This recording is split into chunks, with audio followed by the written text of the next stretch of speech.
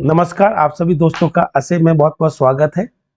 दोस्तों, ये हमारा जो डेली क्विज 5 है उसका वीडियो सॉल्यूशन होने वाला है। चलिए देखते हैं इस वीडियो सॉल्यूशन में हमारे पास में क्या क्या क्वेश्चंस हैं, उनके आंसर कैसे निकाले जाते हैं। बात करेंगे यहाँ पर हमारा जो पहला क्वेश्चन है कि डिवाइसेस द्वारा डेटा और इंस्ट्रक्शन सीपीयू को उपलब्ध कराने में लगता जो समय है वो क्या कहलाता है। एक्चुअली में ये कह रहा है कि हमारे कंप्यूटर जो है, जो सारी वर्किंग करता है उसमें सारा काम करता है सीपीयू, और सीपीयू को काम करने के लिए चाहिए डेटा। तो डेटा को सीपीयू को देना और उस पर काम करना, इसमें टोटल कितना समय लगेगा, इस समय को हम लोग कहते हैं एक्सेस टाइम।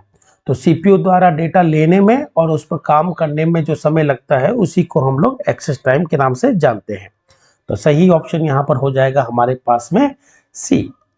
नेक्स्ट क्वेश्चन की ओर बढ़ते हैं और अगला क्वेश्चन ये कह रहा है कि जब एक प्रणाली या ऐसा कोई सिस्टम जिसमें इनपुट, प्रोसेस और आउटपुट पहले से ही पूरी तरह ज्ञात हो वह कहलाती है। ऐसा कोई भी सिस्टम, देखो बात करते हैं हम लोग सिस्टम की, तो ऐसा कोई भी सिस्टम जहां हमें पता है कि हमें अगर इनपुट ये दिया है तो आउटपुट भी हमें पता है कि क्या मिलेगा, ऐसा सिस्टम कहलाता है डिटरमिनिस्टिक सिस्टम। लेकिन कुछ सिस्टम ऐसे होते हैं दोस्तों जहां पर इनपुट सेम रहता है पर आउटपुट डिफर हो सकता है, मतलब एक ही इनपुट के लिए अलग अलग आउटपुट आ सकते हैं। ऐसे सिस्टम को हम लोग कहते हैं non deterministic system. Non deterministic system इसको कहा जाता है। जनरली जो एआई होता है वो यहीं पर वर्क करता है। एक ही इनपुट पर दो अलग अलग आंसर आ सकते हैं। जैसे कि अगर मैं पूछूं एलेक्सा से कि 2022 का टॉप का गाना क्या है, तो एलेक्सा कहेगी कच्चा बादाम बाबू कच्चा बादाम। वहीं यही क्वेश्चन अगर एलेक्सा से पूछा जाए 2022 का टॉप का गाना किसी और देश में, तो वहां पर कोई अलग गाना चलेगा। मतलब इनपुट सेम है पर आउटपुट में डिफर आ सकता है। यही नॉन डिटरमिनिस्टिक सिस्टम होते हैं। लेकिन जहां इनपुट हमें पता हो, आउटपुट हमें पता हो, उसी को हम लोग कहते हैं डिटरमिनिस्टिक। अगले क्वेश्चन की बात करते हैं। अगला क्वेश्चन कह रहा है कि LUMI डैश कंप्यूटर का उदाहरण है। इसका मतलब लूमी क्या है। लूमी दोस्तों यह एक सुपर कंप्यूटर है। कैसा कंप्यूटर है? सुपर कंप्यूटर है। तो अपना तो आंसर मिल चुका है। फिर बात करते हैं सर ये सुपर कंप्यूटर कहाँ है, तो हम लोग कहते हैं कि यूरोप का सबसे तेज सुपर कंप्यूटर कौन है? लूमी।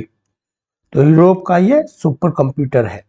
यूरोप के ये किस देश में रखा गया है? ये उसी देश में रखा गया है जहां की कंपनी नोकिया है, फिनलैंड। कई बार अगर इसकी फुल फॉर्म पूछे तो हम लोग लिखेंगे लार्ज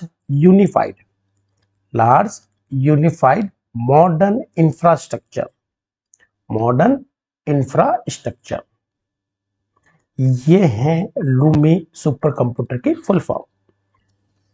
नेक्स्ट क्वेश्चन है द्वितीय जनन कंप्यूटरों को किस दौरान विकसित किया गया था। मतलब ये पूछा जा रहा है कि सेकंड जनरेशन के जो कंप्यूटर है वो कब से कब तक बनाए गए, या सेकंड जनरेशन कंप्यूटर कब से कब तक थे। तो दोस्तों याद करिएगा 1959 से लेकर 65 तक। कई बुकों में 1955 दे रखा है, किसी में 56 दे रखा है।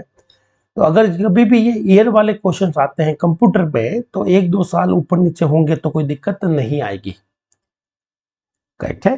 फिर हम लोग बात करेंगे यहां से कि सर इंटीग्रेटेड सर्किट का उपयोग कंप्यूटर की किस पीढ़ी में शुरू हुआ। आईसी जिसे इंटीग्रेटेड सर्किट कहा जाता है, इसका उपयोग किया गया था थर्ड जनरेशन में, या थर्ड जनरेशन के जो कंप्यूटर है उनको आईसी से बनाया गया। आईसी के जो जनक है उनका नाम है दोस्तों किल्बी, और एक और है रॉबर्ट नॉइस। ये दो लोग थे जिन्होंने आईसी को बनाया था। तो यहाँ पर आ जाएगा कौन सी जनरेशन में आई थी? तीसरी।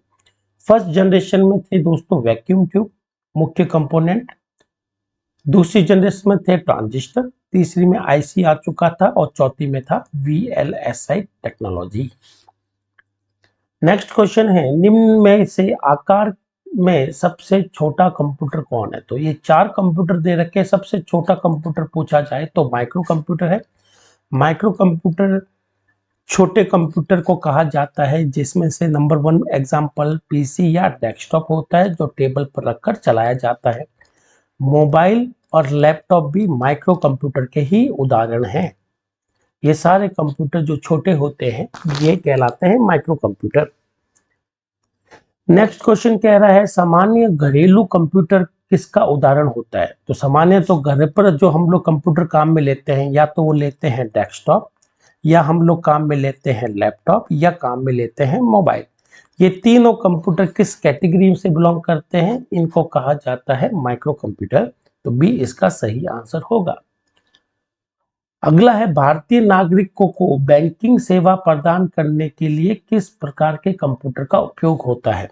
दोस्तों ऐसा कंप्यूटर जिसका उपयोग बैंकिंग में हो, या रेलवे में हो स्पेशली मेट्रो में, या air traffic control ATC air traffic control, ऐसी जगहों पर जो कंप्यूटर काम में लिए जाते हैं ये काफी पावरफुल कंप्यूटर होते हैं, इन्हें मेन फ्रेम कंप्यूटर कहा जाता है।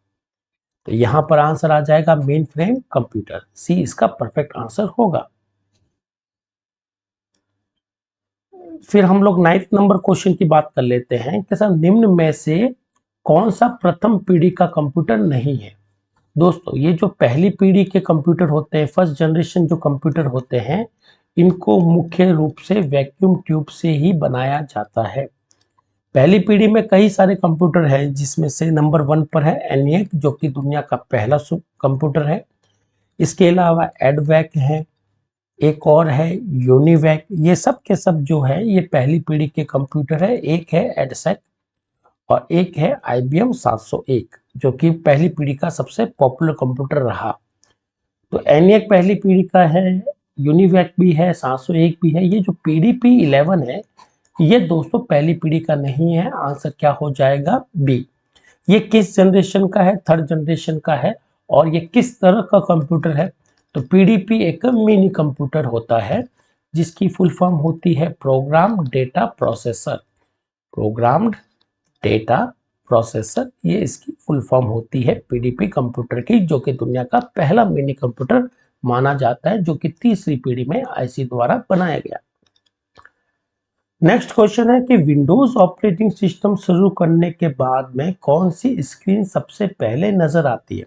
तो जब भी दोस्तों हम लोग विंडोज कंप्यूटर की बात करते हैं जो सामान्यतः हमारे लैपटॉप या PC में होता है, जो पहली स्क्रीन आती है जिस पर यहाँ माई कंप्यूटर या दिस PC होता है, यहाँ रिसाइकल बिन होता है, नीचे की तरफ टास्क बार होती है, स्टार्ट बार होती है, यहाँ डेट और टाइम आते हैं। इस स्क्रीन को हम लोग कहते हैं डेस्कटॉप एक्सप्लोरर। डेस्कटॉप एक्सप्लोरर कहते हैं क्योंकि यहीं पर हमें सारा काम करना होता है। ये बिल्कुल टेबल टॉप की जैसा होता है, टेबल के या डेस्क की टॉप के जैसा होता है, इसीलिए डेस्कटॉप इसे कहा जाता है। तो यहाँ पर आंसर हो जाएगा ए सही आंसर। तो दोस्तों ये थे हमारे इस क्विज के वीडियो सॉल्यूशन जहां पर हमने क्वेश्चन और उनके पॉसिबल आंसर देखे हैं। उम्मीद करता हूं कि आपने बहुत जल्दी ऐप को डाउनलोड कर लिया होगा और वहां जाकर फ्री में डेली क्विजेस जो आपको दिए जाते हैं वो आपने रियल टाइम एक्सपीरियंस लिया होगा। चलिए इस वीडियो को यही समाप्त करते हैं। बहुत जल्दी आपसे दोबारा मुलाकात होगी नए वीडियो के साथ में। तब तक के लिए धन्यवाद। जय हिंद।